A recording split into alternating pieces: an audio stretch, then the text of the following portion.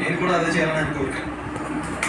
అందుకే నువ్వు నిజాయితీ గల ఆఫీసర్ అవ్వాలనుకుంటున్నావు. ఆ తక్కువ నిజాయితీ ఏం లేదు నాకు. ఆయన నాతో ఒక మాట అన్నారు, గ్వాలియర్ వెళ్ళు సరే PCS డిప్యూటీ కలెక్టర్ సంపాదించు డబ్బులు. ఇప్పుడు క్యాన్సర్ అయింది కాబట్టి వెంటనే ఢిల్లీ వెళ్ళి UPSC చేసి IAS అవ్వమన్నారు. చాలా ఎక్కువగా సంపాదించారంట 3 రెట్లు. కానీ నాకు అలా చేయాలని లేదు.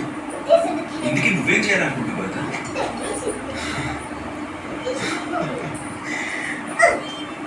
ఇలాంటి ప్రశ్న నన్ను ఎంతవరకు ఎవరు అడగలేదు. నాకు టీవీలో కనిపించాలని ఉంది. అవునా? కానీ నాకు ఆ విషయం మా నాన్నతో చెప్పేంత ధైర్యం లేదు. అయితే మీ అమ్మగారితో చెప్పు.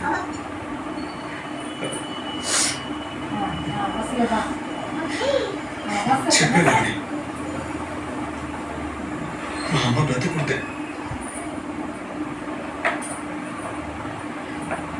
అది గాత हिले फोटो निकालने में जरा ఫైనల్ రిజల్ట్ రోజు రానే వచ్చింది. టోటల్ అతను ఎర్ర చొక్కా వేసుకుని గౌరీ అన్న కోసం తెచ్చిన యూనిఫామ్ పట్టుకుని అక్కడే నిలబడ్డాడు. కానీ అతని పేరు లిస్ట్ లో ఎక్కడా కనిపించడమే లేదు. అతను చాలాసేపు వెతుకుతూనే ఉన్నాడు. కానీ మెల్లమెల్లగా మా అందరికీ ఒక విషయం అర్థమైంది. గౌరీ అన్న అతని ఆఖరి అటెంప్ట్ లో కూడా ఫెయిల్ అయిపోయారని. ఆ రోజు నాకేమనిపించిందంటే నేను ఓడిపోయిన గురువు దగ్గర ఉన్న గొర్రెని అని. ఎందుకు అనిపించిందంటే ఆ ఏడాది టాపర్ అయిన ఇంగ్లీష్ మీడియం చదివిన దీపమోహన్ చూశాక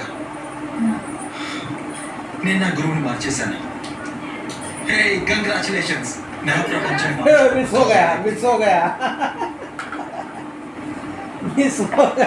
గౌరీ ఎప్పుడు ఏం చేస్తారు?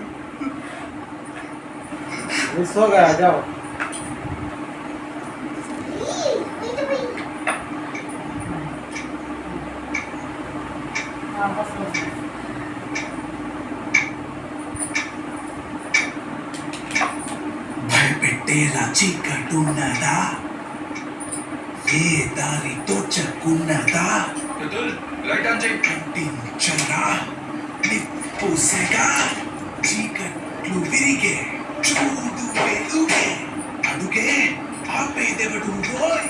మొదలెడదాం రీస్టార్ట్.